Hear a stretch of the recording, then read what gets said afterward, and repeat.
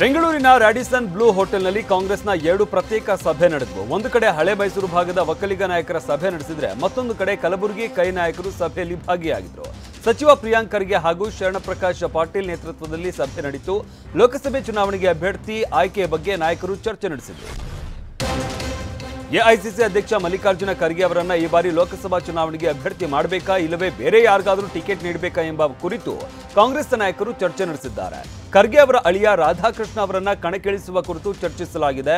ಸಭೆಯಲ್ಲಿ ಶಾಸಕಿ ಖನೀಜ ಫಾತಿಮಾ, ಅಲ್ಲಮಪ್ರಭು ಪಾಟೀಲ್, ಅಜಯ್ ಸಿಂಗ್, ಎಂವೈ ಪಾಟೀಲ್, ತಿಮ್ಮಪ್ಪ ಕಕಮನೂರು ಸೇರಿದಂತೆ ಹಲವರು ಭಾಗಿಯಾಗಿದ್ದರು.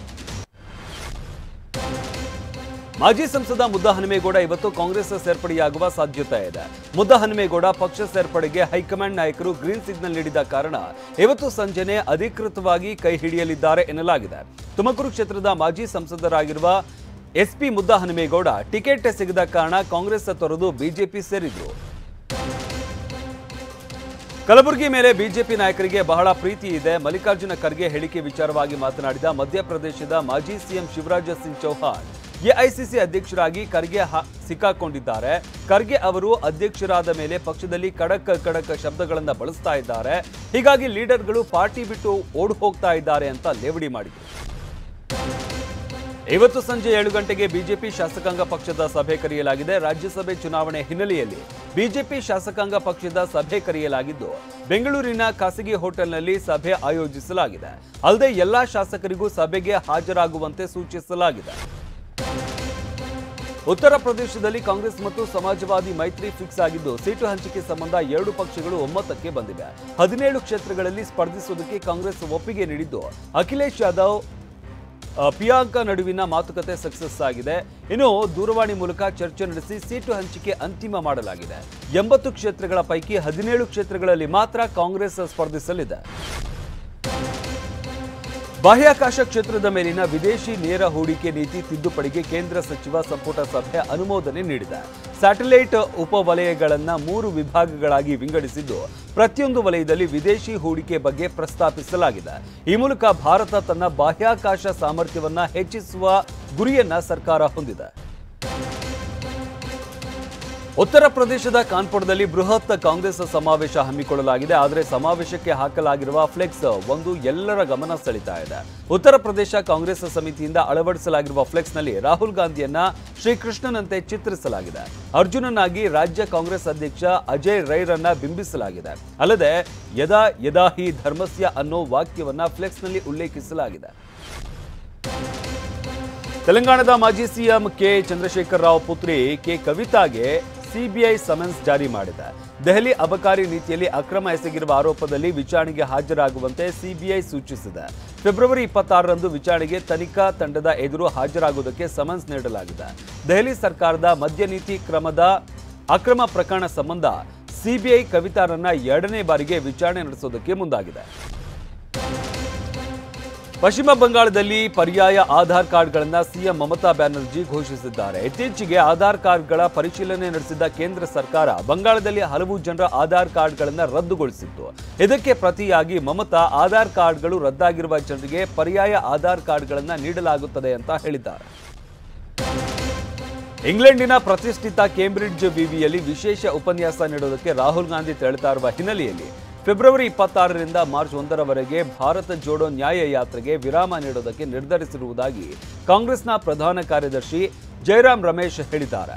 ರಾಹುಲ್ ತಾವು ಓದಿದ ಕೇಂಬ್ರಿಡ್ಜ್ ವಿವಿಯಲ್ಲಿ ಇದೇ 27-28ರಂದು ಉಪನ್ಯಾಸ ನೀಡಲಿದ್ದಾರೆ ಅಂತ ಅವರು ಮಾಹಿತಿ ನೀಡಿದ್ದಾರೆ.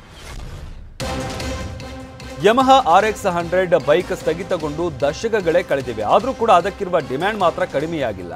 RX100 ಬೈಕ್ ಸೌಂಡ್ ಎಂಥವರನ್ನ ಆಕರ್ಷಿಸ್ತಾ ಇತ್ತು. ಇದೀಗ ಯುವಕರ ಹಾಟ್ ಫೇವರೇಟ್ RX100 ಬೈಕ್ ಮತ್ತೆ ಮಾರುಕಟ್ಟೆಗೆ ಬರೋದಕ್ಕೆ ರೆಡಿಯಾಗಿದೆ. ಹೊಸ ರೂಪದಲ್ಲಿ RX100 ಬೈಕ್ ರಿಲೀಸ್ ಮಾಡೋದಕ್ಕೆ ಯಮಹ ಕಂಪನಿ ಮುಂದಾಗಿದೆ.